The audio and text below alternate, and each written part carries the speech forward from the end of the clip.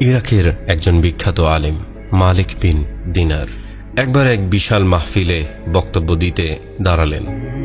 এক শ্রোতা বলে উঠলেন, আপনার বক্তব্য শুরু করার আগে আমাকে একটি প্রশ্নের উত্তর দিন।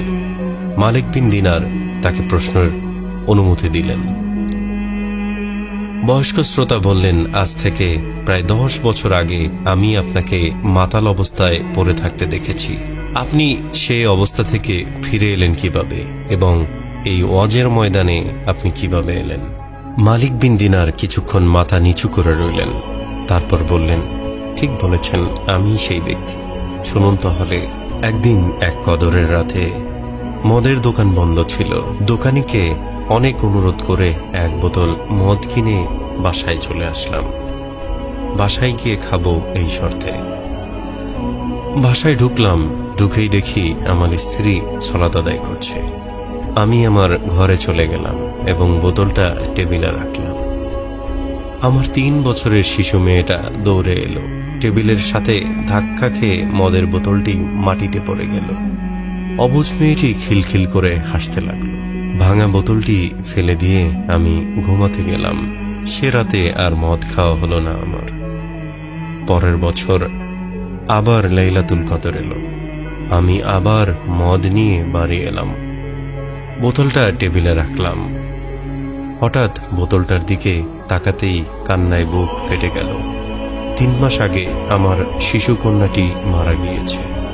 বোতলটি বাইরে ফেলে দিয়ে ঘুমিয়ে পড়লাম। স্বপ্নে দেখেছি এক বিরাট সাপ আমাকে তাড়া করছে। এত বড় সাপ আমি জীবনে কখনোই দেখিনি। আমি ভয়ে দৌড়াচ্ছি। এমন সময় এক দুর্বল বৃদ্ধকে দেখলাম। বৃদ্ধ আমাকে বলল, আমি খুব দুর্বল এবং ক্ষুধার্ত। এই সাপের সাথে আমি পারবো না। তুমি ওই পাহাড়ের ডান দিকে উঠে যাও। পাহাড়ে গিয়ে দেখি দাউ দাউ আগুন জ্বলছে আর আমার পিছনে এগিয়ে আসছে সেই সাপ। বৃদ্ধের কথা মতো ডান দিকে ছুটে গেলাম। দেখলাম সুন্দর একটা বাগান।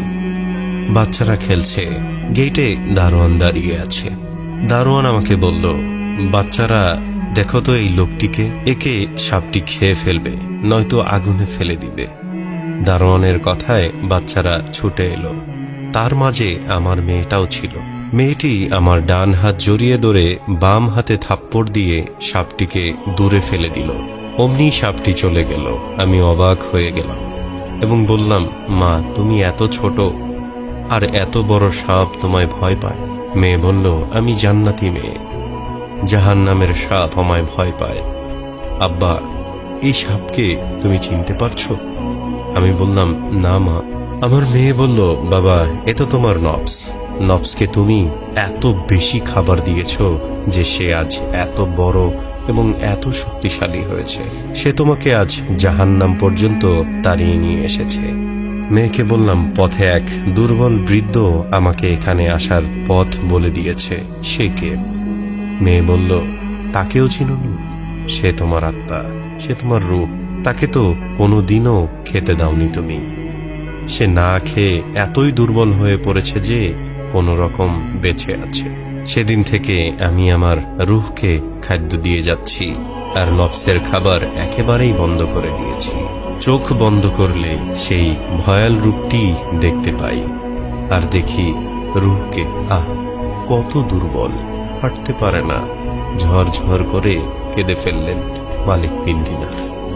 আল্লাহ তাআলা আমাদের সকলকে বোঝার তৌফিক দান করুক। আমিন ইয়া রাব্বাল আলামিন।